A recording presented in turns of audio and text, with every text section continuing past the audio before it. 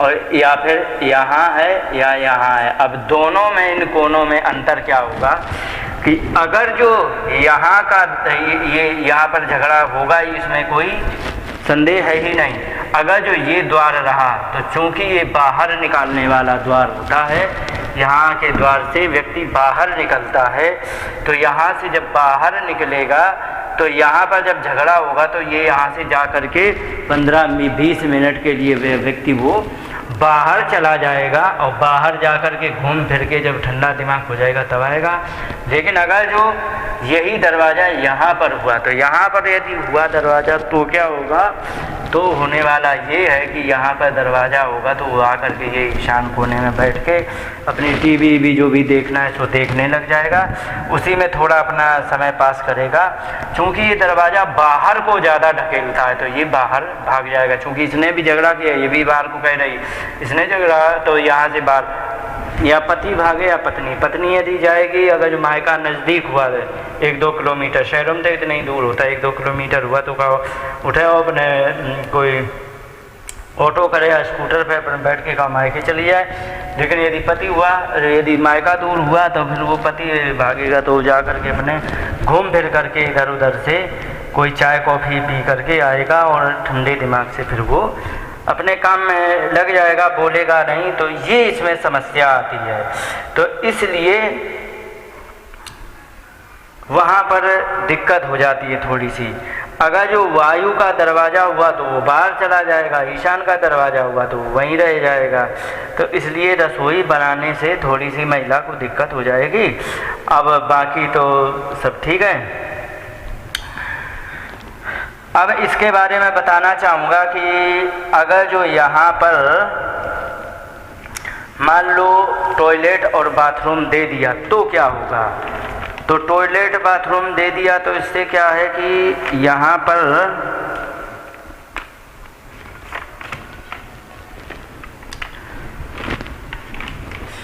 इस जगह क्या है कि यहाँ टॉयलेट बाथरूम बना दे। पहले मान लो ऐसी WC है,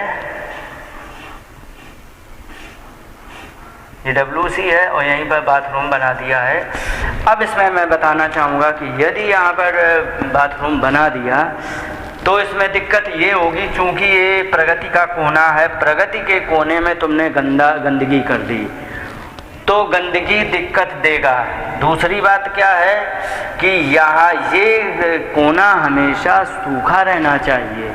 पानी यदि यहाँ से मान लो पाइप से आवे तो बह के निकल जाना चाहिए, बहते हुए पानी का दोष नहीं लगता है, ये मैंने बताया है। और अगर जो यहाँ से पानी नहीं निकला तो फिर उसमें क्या है कि जो सूखा कोना होता है वो गीला हो जाएगा। गीला कोना हमें तकलीफ ही देने वाला है, इसलिए इसको कभी भी गीला नहीं रखना चाहिए। तुमने यदि गीला कर दिया है तो इसमें क्या होगा कि सबसे पहले इसमें आर्थिक अस्थिरता आएगी, धन यहाँ से कभी नहीं कमाया जा सकता है। और पानी होने से, एक तो पानी क्या है, आसुरी शक्तियाँ जितनी होती हैं वो पाताल में होती हैं और पाताल में होता है पानी, और पानी जहाँ पर होता है वहाँ पर आसुरी शक्तियाँ होती। तो यहाँ पर आपने गंदा पानी करके उन आसुरी शक्तियों को एक स्पष्ट निमंत्रण दे दिया कि आओ और आकर के तुम हमारे घर में अपना प्रभाव दिखाओ। और इन आसुरी शक्तियों का काम होता है कि घर में परेशानी देना, जिसमें कि क्या होता है कि वो व्यक्ति हमेशा परेशान रहेगा, धन उसके पास उतना नहीं रह पाएगा, धन ज़्यादा अगर जो उसको आवश्यकता है तो आवश्यकता से कुछ कम ही रहेगा। तो ऐसे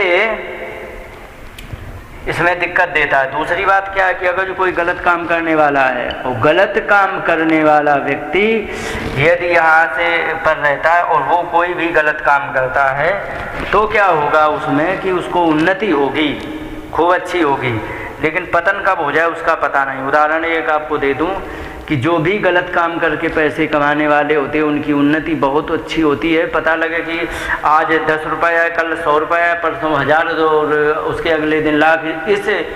स्तर से उनकी प्रगति होती। इसीलिए कि जो साल भर पहले कहीं जाने नहीं जाते थे, वो साल भर बाद पता लगे कि बहुत बड़े वो शहंशाह बन कर के वो उभर के सामने आए। तो उसमें क्या है, आसुरी शक्तियों का सहारा ले लेते हैं। अब आसुरी शक्तियाँ प्रगति बहुत अच्छी कराती, लेकिन इनकी एक समस्या सबसे बड़ी ये होती है कि कब तुम्हारा साथ छोड़ दें और कब तुम्हें गड्ढे में गिरा दें, इसकी कोई गारंटी नहीं होती है।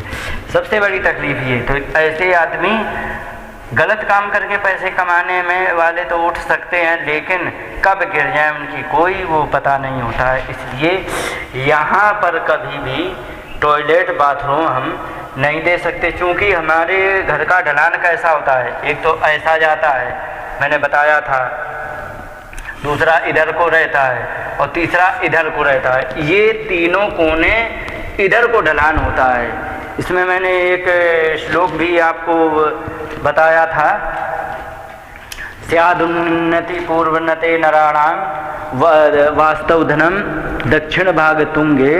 तो उसमें जो बताया था तो यही सारी बातें आती। ये इधर को ढाल होना चाहिए, ये इधर को होना चाहिए, और चूंकि तुमने इधर पानी दिया तो घर से कुछ पानी निकलने के लिए ढाल जरूरी हो। ये यदि ढाल में चला गया तो फिर जान लीजिए ज़िंदगी गड्ढे में चली गई। तो अगर जो नहीं भी ढाल में दिया है तो भी यहाँ पर पानी नहीं होना चाहिए, या सूखा होना चाहिए, धन होना चाहिए। दूसरी बात, उसके और अच्छी उन्नति के लिए यहाँ पर एक काम किया जा सकता है। अभी मैंने रसोई के बारे में बताया था, तो महिला को ज़्यादा तकलीफ़ ना हो तो जैसे मान लीजिए कि महिला के लिए उपाय बताऊं, जैसे आपने बनाया है ये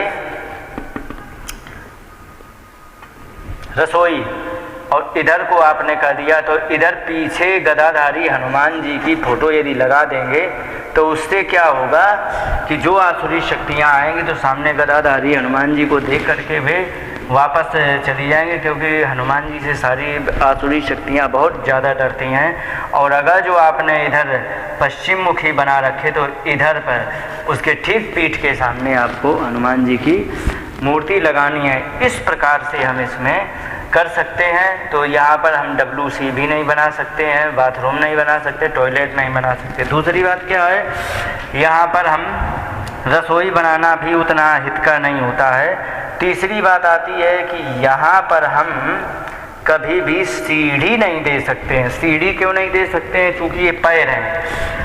पैर में यदि हमने सीढ़ी दी है तो पैर, जैसे कि व्यक्ति क्या है, दौड़ भाग सब कुछ करता है, तो दौड़ भाग करने से क्या होता है व्यक्ति के, तो उसकी उन्नति होती रहती है। यदि हम चलेंगे नहीं, घर में बैठे रहेंगे तो हमारी उन्नति नहीं, लेकिन हमारे पैर यदि चल रहे हैं तो हमारी दौड़ भाग से कुछ उन्नति है, कुछ कमाने का रास्ता है।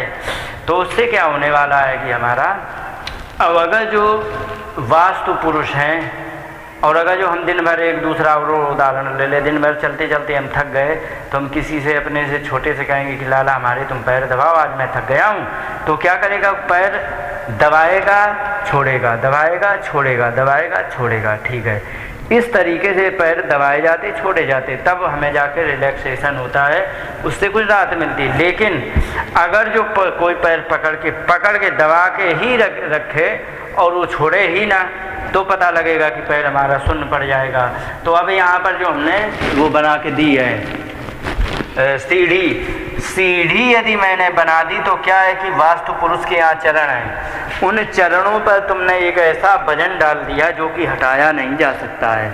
और यदि वो वजन हटाया नहीं जा सकता तो वास्तु पुरुष भगवान के क्या है कि चरणों में, पैरों में झंझनाहट होने लगती, पैर शून्य पड़ जाते। तो इससे एक तो समस्या ये भी आती है कि घर के मुख्य मालिक पैरों का दर्द, घुटनों का दर्द हमेशा बना रहेगा, इसमें कोई विकल्प नहीं है, और वो बना ही रहेगा। तो एक तो ये समस्या आएगी। दूसरी बात क्या है कि यहाँ पर यदि तुमने सीढ़ी दे दी है तो ये जो दर्द है तो फिर वो आपको टिकाऊ रहेगा, तब तक टिकाऊ रहेगा जब तक कि उसका कोई निवारण ना किया जाए। निवारण क्या है कि मान लीजिए आपका प्लाट ऐसा है कि आप उसको ख़त्म कर ही नहीं पा रहे हो, तो कोई विकल्प ही नहीं निकल पा रहा है, बड़ी समस्या है, कोई रास्ता ही नहीं हमें ढूंढने मिल रहा, तो हमें क्या करना है कि एक कछुआ ला करके हमें सीढ़ी के नीचे रख देना है और कह देना है कि हे वास्तु पुरुष भगवान, मैं अपनी सीढ़ियों को इस कछुआ के पीठ पर रखे दे रहा हूँ, आपके पैरों पर वजन ना पड़े। तो ऐसा सोच करके मैं आपके, तो उससे क्या है कि कछुआ यदि उसके सीढ़ी के नीचे दबा दिया है तो उसमें लाभ मिलता है, लाभ मिला है सबको, ये पक्का है, तो उससे फायदा होता है। अब अगर जो कछुआ रख देते हैं तो उससे थोड़ा लाभ होता है। अब मैंने बताया सीढ़ी है, अब जो मैंने पैर दबाने और उसके छोड़ने से रिलैक्स जो होता है उसका उदाहरण दे दूँ। मान लीजिए कि आप यहाँ पर मालिक हैं, तो यहाँ पर माने ये है राहु, राहु का यहाँ पर मुख होता है, राहु की आकृति होती सांप जैसी, मुख यहाँ पर होता है और पूंछ यहाँ पर होती है।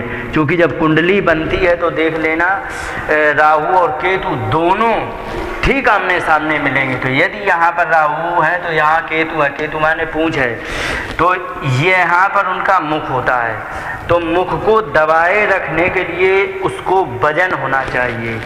तो लोग क्या कहते हैं, वजन के लिए कोई भारी भरकम चीज़ दे देते, जैसे सीढ़ी दे दी, कह दिया कि ये जो है ये इसके मुख को दबाए रखेगा और कभी भी मुख खुलेगा नहीं तो दिक्कत नहीं होगी। लेकिन सच्चाई ये है कि वो मुख नहीं खोलता है। यहाँ वास्तु पुरुष के पैर भी हैं। तो सबसे भारी चीज़ क्या है, तो भारी चीज़ ग्रह स्वामी जो होता है वो सबसे भारी बताया गया। वो यदि यहाँ आकर के सोएगा तो निश्चित ही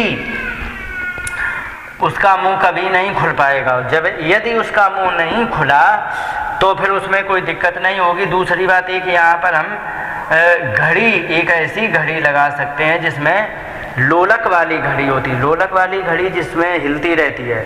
तो वो जो हिलने डुलने वाला होता है तो उससे क्या, जब वो अपना ये मुंह खोलते हैं तो जैसे ही ऊपर उठाया तो उसमें क्या है कि वो लोलक उनके सिर में लगता रहता है। लोलक सिर में लगेगा तो वो दबा लेते, धीरे धीरे जब ऐसे करते रहते तो फिर वो मुंह खोलते ही नहीं। अब जो पैर दबाने की बात कही, तो यहाँ पर जो मालिक आकर के यहाँ पर आएगा, सोएगा, फिर जाएगा, तो जो आया फिर दबाया, फिर चला गया, फिर छोड़ दिया, तो ये दबाने का मूवमेंट मालिक के आने जाने से होता है, गृह स्वामी के आने जाने से होता है। अर्थात यहाँ पर गृह स्वामी आए और जाए तो वो ही मुंह को दबाए रहेगा, वही वास्तु भगवान के चरणों को भी दबा के रखेंगे, दबाते और छोड़ते रहेंगे तो उनसे उनको रिलैक्स भी मिलता रहेगा और इससे गृह स्वामी की उन्नति होगी।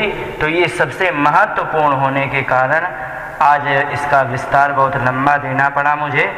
तो आज मैं इसी बात को यहीं विश्राम देते हुए आज मैं अपने एपिसोड को यहीं समाप्त करता हूँ कि ये जो होता है कोना सबसे ज़्यादा प्रगति का कोना होता है। इसके बारे में बता ही दिया, इसके बारे में बता दिया। संक्षेप में फिर थोड़ा समाप्त करने के लिए बता दें, यहाँ पर रहने वाला व्यक्ति जो होता है सबसे कमज़ोर होता है, ना तो उन्नति कर पाता ना ही बालक बच्चे हो पाते। यहाँ पर रहने वाला एक मीडियम थोड़ा अच्छा ही होता है। बालक बच्चे यहाँ जल्दी होते हैं और यहाँ पर ठीक होता है। लेकिन यहाँ पर रहने वाले बालक बच्चे भी, यहाँ पर सोने से बालक बच्चे भी अच्छे होते। लड़की को मात्र नहीं रखना चाहिए, बाकी सबको यहाँ सुलाया जा सकता है। और यहाँ पर रहने वाला कुछ हल्का होता है, उसका झूले की तरह सब कुछ होता है। जैसे झूला आया गया खूब मूवमेंट किया, लेकिन जिस समय झूला से उतरेगा तो उसी जगह से उतरेगा जहाँ से वो चढ़ा था, तो इसीलिए यहाँ से मूवमेंट खूब मिलेगा लेकिन उन्नति नहीं। इस प्रकार से हम ये वास्तु पुरुष में इस प्रकार से हम इसका विचार करते हैं। इसलिए इस नैऋत्य कोने का बहुत बड़ा योगदान होता है हमारे जीवन में वास्तु पुरुष का। तो इसलिए इस वास्तु पुरुष को हमें चाहिए है कि ये वास्तु पुरुष से हमें इस प्रकार से हमें अपने घर में उन्नति हो, सुख शांति रहे और धन भी आता रहे। धन तो सबसे बड़ी समस्या होती है, धन आता रहे तो सब बालक बच्चे माँ बाप पति पत्नी सब एक दूसरे से खुश रहते। धन कमाना बंद तो हजार परेशानियाँ हो जाती है। कोई मुंह नहीं बोल रहा, कोई रूठ के बैठ गया है, इन सभी बातों को देखा गया है। तो इसलिए धन हो तो इसके लिए इसी कमरे में रहें। और यदि धन कमाने के बाद यदि आपको और भी उन्नति करनी है, मालिक बना रहना है, तो उसमें आपको यही कोने में सोना चाहिए। चाहे स्त्री हो चाहे पुरुष, जो यहाँ सोएगा वो मालिक बन के रहता है और उस पर उसका दबदबा घर में रहेगा। तो इस प्रकार से हम नैऋत्य कोने को समझते हैं और ये महत्वपूर्ण कोना है। इन्हीं शब्दों के साथ बात को विराम देते हुए नमस्कार, जय हिंद।